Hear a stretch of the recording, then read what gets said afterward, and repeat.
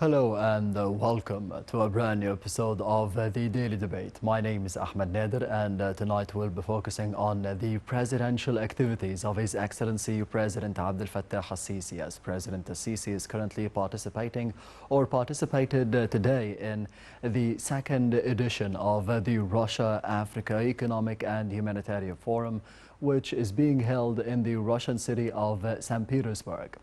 And the second edition of the Russia-Africa Economic and Humanitarian Forum is focusing solely and mainly on the coordination and enhancing development of ties between Russia and the African continent, and more specifically regarding Egypt being the main gate for Africa and the Middle East. And I'm honored to be having with me today on the Daily Debate for tonight is Ambassador Jilan Allam, the former Assistant Foreign Minister. Thank you very much for being with us tonight. Pleasure is mine. Anytime.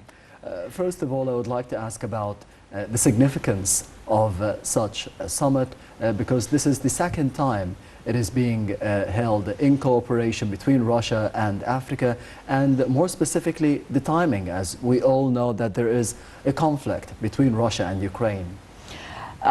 Certainly, this is a very special timing of this very important summit. Well, let me start by saying that looking at this summit, it is a perfect example of what presidential diplomacy looks like. Yes. I think we will be able to handle that during our discussion, but it's very, very important because, as you kindly said, that Russia is in conflict and is under sanctions. Yes. From its neighbors in Europe and from the United States. And a country under sanctions cannot perform its diplomacy in open way, no restrictions, and so on and so forth. Yes. But it did choose this particular moment. First of all, the first edition was in 2019, and we can come back to speak about the circumstances of that first edition, because we have had the honor of being co-chairing that conference in Sochi between Yes. our President Sisi the African Union and Russia as well. I would like just to take a quick break, and we'll be returning once again to you, Mrs. Jilan Allam, Ambassador Jilan Allam, and we will be returning to you, dear viewers, once again in a short time, so stay tuned.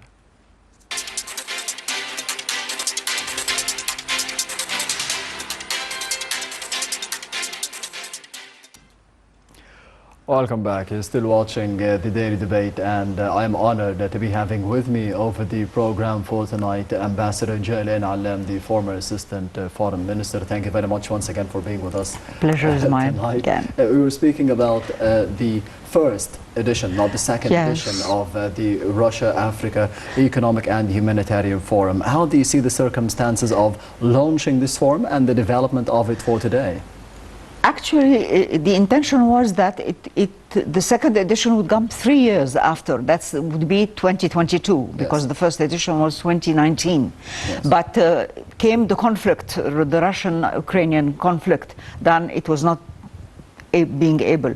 Now, after the sanctions, I think that Russia has realized that it has to stand off to those sanctions. Yes. So actually, it could not sell its oil and gas anymore to Europe. So it sold it to India and to China and to some African countries. Now, it was an opportunity to invite and to host the second edition of Russia-Africa. Yes. For many reasons, many reasons. First of all, Africa kind of politely accused Russia of, and the conflict in Ukraine, between Ukraine and Russia, that they cannot receive their need of grains and fertilizers. Yes. And without food already, I mean, in Africa, it's a very intriguing situation. Out of the 27 least developed countries in the world, 24 of them are in Africa, unfortunately. Low-income countries.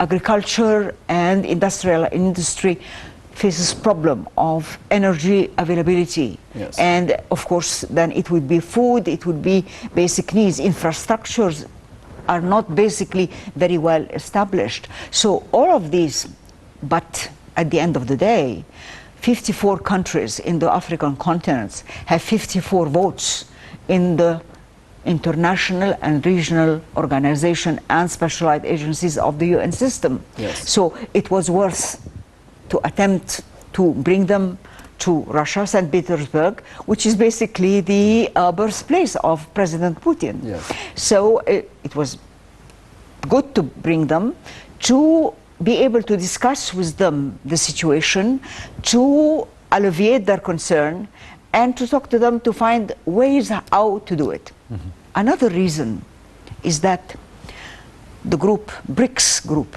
B-R-I-C-S, B for Brazil, R for Russia, I for India, C for China, and South Africa, S for South Africa, is having its summit.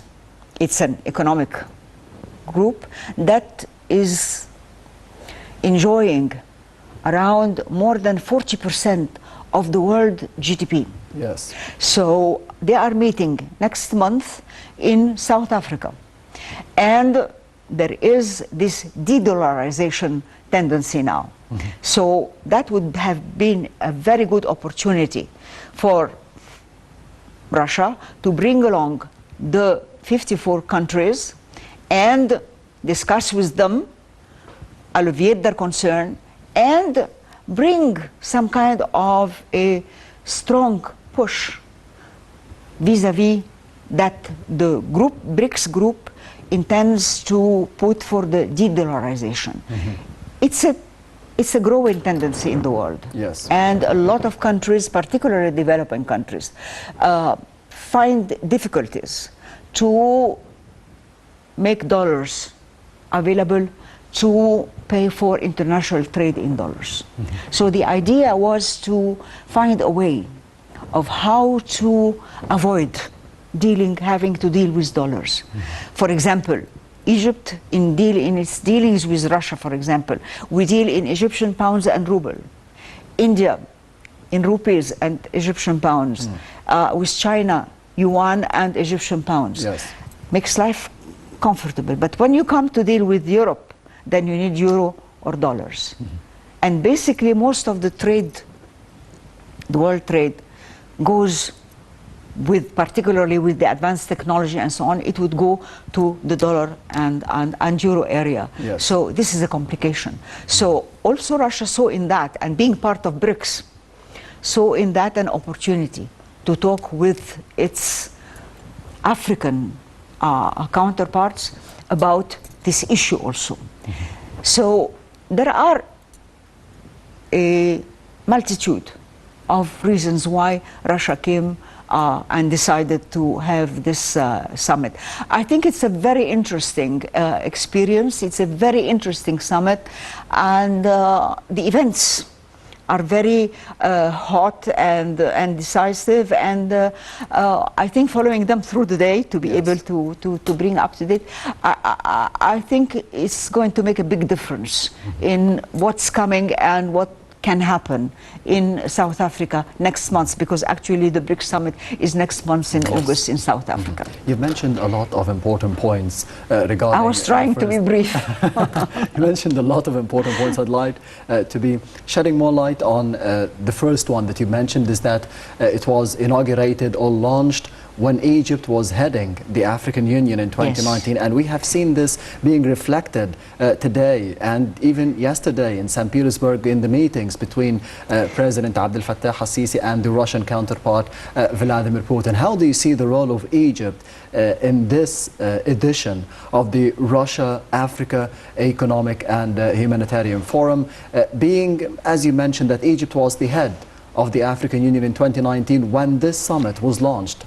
Actually, yes. I mean, we should be very proud of that, because we have a very active and strengths-building African policy now. Yes. I think it's a very vibrant and a very optimistic, and it's full of ideas. I mean, every time, if we look at all the meetings that we have had about, even in 2023 itself, you will find that we have had a lot of opportunities, we have had a lot of initiatives, and we have had a lot of ideas coming up.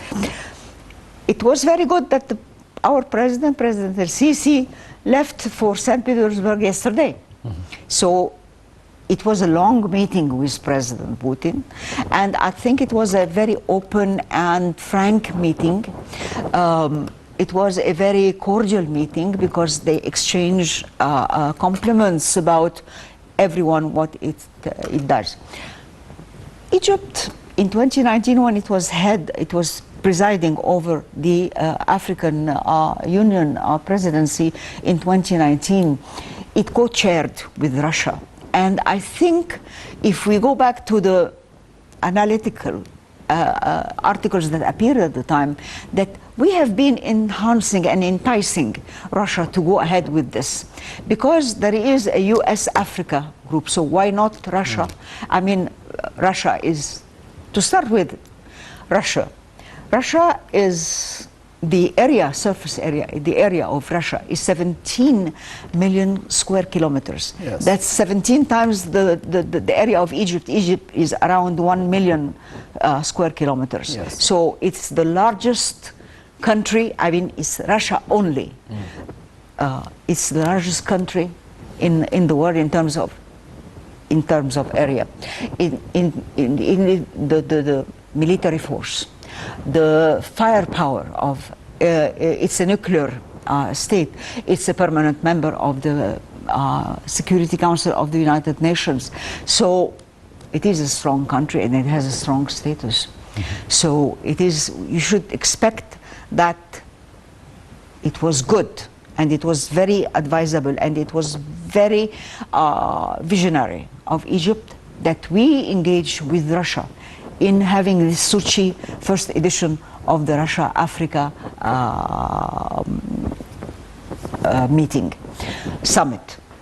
So coming this time, Egypt is actually, President al-Sisi went to St. Petersburg with many hats. Yes.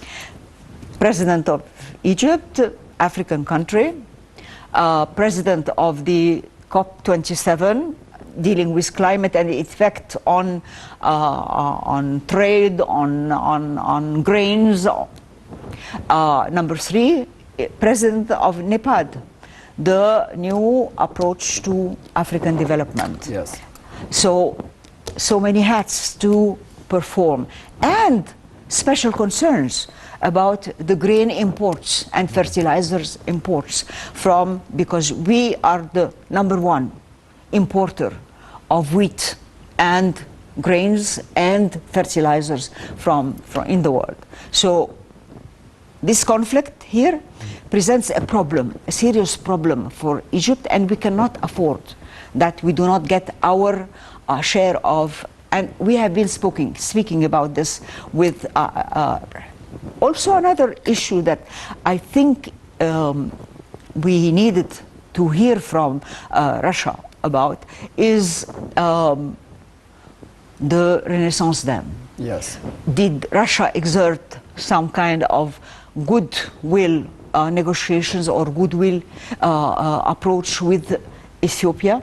I think we have seen just a few days back or a couple of weeks back the kind of agreement or document that we signed with Ethiopia. Yes. The Russian ambassador to Egypt actually a couple of days ago said that they have been seriously engaged with Ethiopia, talking to them about caring and taking into account the concerns of Egypt regarding the implication of the in Renaissance Dam on not really on the quota of Egypt in terms of waters, but on the filling and the running of the dam. Yes. And how it should be a tripartite project between the 3 countries, the source and the riparian countries. Yes, Ambassador Jilan Allam will be taking a quick break to be seeing the upcoming report regarding the Russian-African trade exchange, the economy in general, the development and the cooperation in the economy between Russia and Africa in general, and more specifically between Russia and Egypt, as the trade exchange between Russia and Egypt amounts to be a third of the amount of trade exchange between Russia and Africa. We'll be having more details in the upcoming reports, so stay tuned.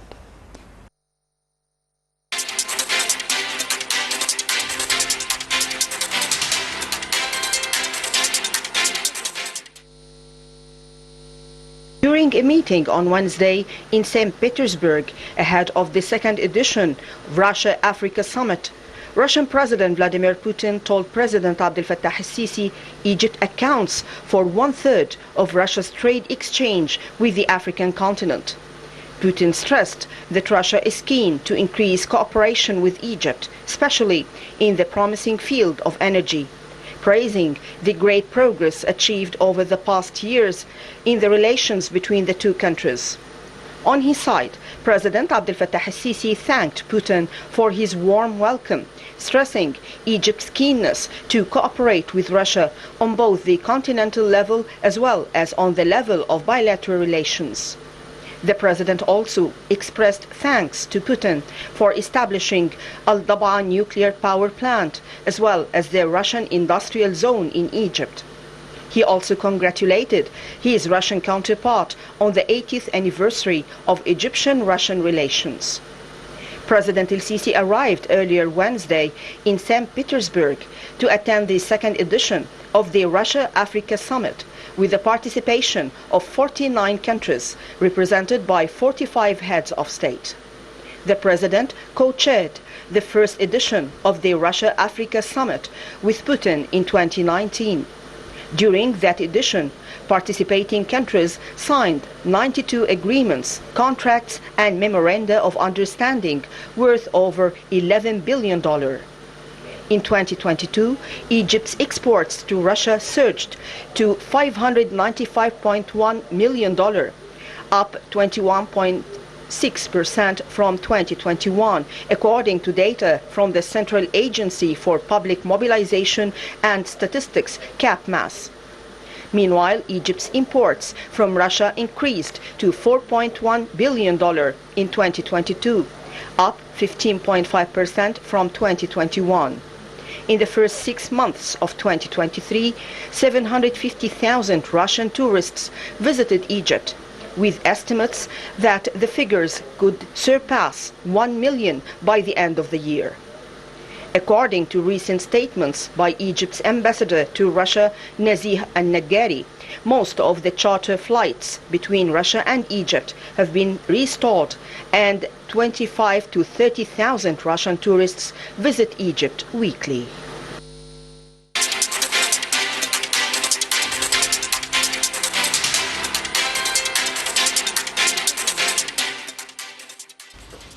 Welcome back. You're still watching the Daily Debate, and I am honored to be having with me on the program for tonight Ambassador Jilan Allam, the former Assistant Foreign Minister. Ambassador Jilan, we were speaking about a number of important topics in the first part of the episode for today, and you mentioned the BRICS and the opportunity for Egypt to be joining such a bloc. How do you see the chances of Egypt joining this bloc and the benefits, the possible benefits out of it?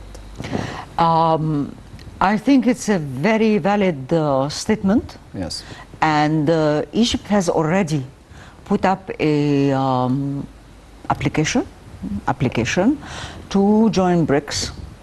And the potential is very high, the possibility and the potential is very high, yes, that it would be accepted should the item expanding of BRICS membership is open. I think the reports are, or the information that is leaking to press and from officials in the BRICS Secretariat say that at least 3 countries will be accepted as new members of BRICS. Yes. Basically Argentina, Egypt, Saudi Arabia, and Argentina. Mind you, there are around, well, some say it's around 30 countries that have applied to join BRICS, and some reports say it's 40 members. But whatever the number is, 30 or 40, this is a huge number of states that would like to join this gathering of countries, BRICS. So, but all the reports speak about these three countries definitely being accepted during this. I think that would be very beneficial to Egypt. And Russia actually has indicated that it is supporting.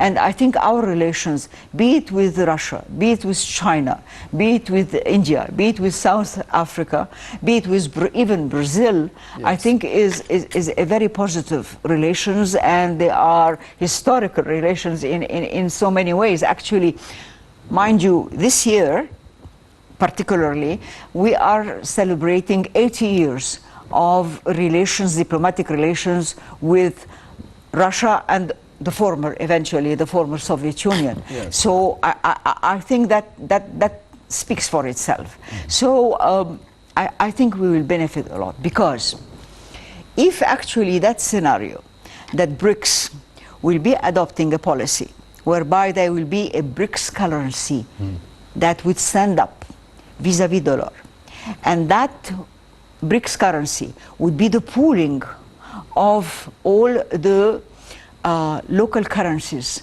of members of the BRICS group. Mind you, that they will be trading between themselves, and all the exchanges between those eventually 5 BRICS plus, that would be 3, that would be 8, and then eventually more will be joining, they will be dealing whatever they have, be it yuans, being Egyptian pounds, being rupees, being... So that tells you that there is a new world order starting to get established. Yes. That it will affect not only the economic spectrum, the economic theater on the diplomatic relations, but it will affect the politics, and it will affect the geopolitical also. Think of one of the projects, Egypt, the ideas, the initiatives of Egypt. Yes. Cape to Cairo road, be it highways or be it railways. Think of this will be financed by local currencies from actual, members of BRICS and African countries. What can I cannot think of a million or a zillion prospect of such a road being established. I mean, this is a dream. I mean, this is an African dream, to have a road going that way. So the potential is there, and the possibilities is there. And I think Egypt has the stamina and has the policy in its mind and its care for Africa and for the future. This is why, I mean, this second edition of Russia Africa has as its motto peace, security, and a better future for Africa. And I think Russia was smart again to have this meeting, this summit being held. We can see, I mean, we have had a very, very, very active day. Yes. And President El-Sisi was attending this, the open meeting in the morning, and then in the afternoon, the meeting of President Putin with the specialized African agencies. Yes. I think it would have been, it's very interesting to hear what the head of the organization and the head, Moussa Faki, the president of the African Union, speak about what they see the problems. And mind you, that he mentioned that the first problem and the major problem that is facing Africa is terrorism. Yes. That terrorism does not allow the African countries to concentrate and to put all their energy on development and building an infrastructure. And I think that, again, a new, not only a world order, but also, I think, a new regional order is being established, and the African countries, Africa is the largest exporter of raw materials. Yes. It does not put any extra revenue from that, so it sells it cheap. And when it buys it manufactured, it buys it very expensive. So if we are going to start thinking in terms of dealing with our local currencies, it will make life much more easier. And if Russia, a developed countries, nuclear countries, is going to be part of that, I think it's going to make a difference. Mind you, Yes. when President Putin was giving his speech in the forum for economic and humanitarian prospects, he mentioned two things about Egypt. He mentioned the Daba nuclear power plant, because it's not a nuclear power plant, it's an electro-nuclear. This is the first time that in Africa a country is going to develop and produce electricity via nuclear. So it's a new experiment. And he says that it will be accomplished, it will be established by 2030, which might seem a little bit delayed, but it is happening and taking place, and other countries will take. And he made a very special promise in his speech again, to African countries. He said that Russia will make sure that it will provide the African countries with their needs of grains, oils, and fertilizers. Yes. And actually, as another courteous gesture, that he will be giving humanitarian aid, that is wheat for free, to 6 African countries. And these 6 African countries, for the simple reason that they are on the least of the least developed countries in Africa. Yes. And I think that politically speaking, or diplomatically speaking, that was a very, very smart move to do. So, but it led to a misunderstanding among some other African countries that they might get some aid. Russian seeds for free. Yes. But that's not the situation. I mean, diplomacy, there is nothing free in diplomacy. Yes. On the other hand, you mentioned one important point regarding the BRICS and regarding the summit that we are talking about today, and regarding the future of African relations for Egypt is South Africa. It is a member of the BRICS. You mentioned that there could be a railway line or a line between Cape Town and Cairo. And on the sidelines of the Russia-Africa Economic and Humanitarian Forum, President Abdel Fattah al-Sisi met with the South African president, the counterpart from South Africa, Cyril Ramaphosa. What do you think they spoke about in terms of upgrading the ties, developing relations for the future? I think they spoke about that. They spoke about Egypt getting into becoming a member of. I think that basically Egypt becoming a member of BRICS. Yes. What can we do together? What can we achieve together? Building on what happens and what will happen, because the Russia-Africa summit is meeting meeting tomorrow. Yes. And let us remember this: we have 49 African countries present, with 17 presidents and around 30 head of government and ministers. There is 1,000 ministers attending the summit. Yes. And all the so I think that there is a lot they have a lot of work to do. So I think basically that they spoke about Egypt membership, what can they do together, what it is that we can accomplish together as two countries, I mean, leading countries in Africa, what it is that we can do together. Mind you, that Egypt is going to be the president of the COP, I mean the climate summit, until it delivers to the Emirates, United Arab Emirates, and then it will still be on running the steering committee. So I think we have a door to open, and then we are the northern outlet of Africa up there, and so I think there is a lot that we can do together with South Africa. We have had always very good relations, and I think there is a very promising future for Africa if it abides but by the dreams and the intentions that it showed during this particular summit.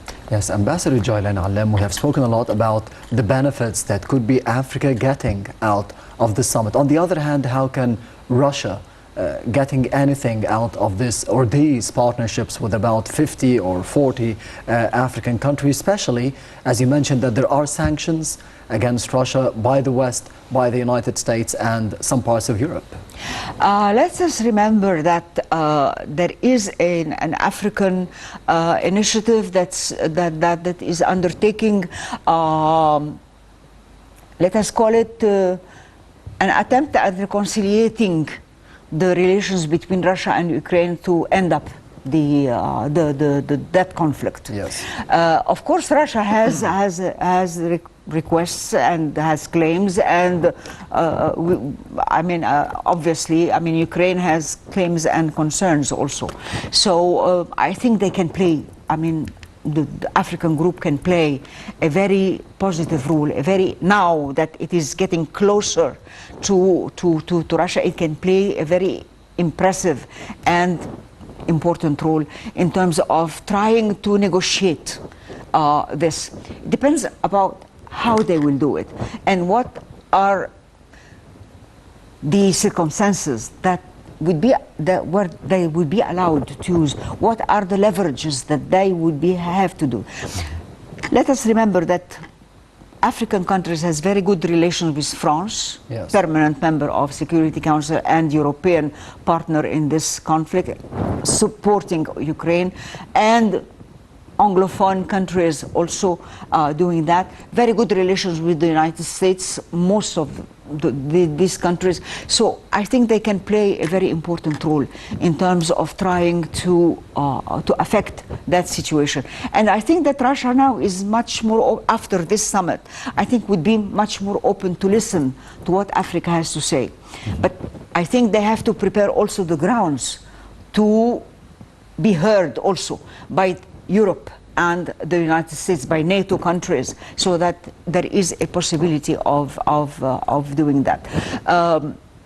Relations between Russia would allow it to maybe African countries speak on behalf of Russia with saying that sanctions does not. And we have seen how Russia played with the sanctions, and it did not affect it really that hard. Yes. I mean, if Europe is not getting its oil and it sold it on the ground, if they are replacing the grain deal, which Russia said, I'm not party to it anymore because you are not abiding by your agreement, Russia now is saying we will manage to deliver all of this, and actually we are giving some in humanitarian aid to this. So I think that there is a lot for Russia also to gain from this conference, and I think we have to use that smartly and efficiently. Yes, Ambassador Jilan Allam, the former Assistant Foreign Minister, thank you very much for being with us tonight on the Daily Debate. Pleasure is mine. Thank you very much.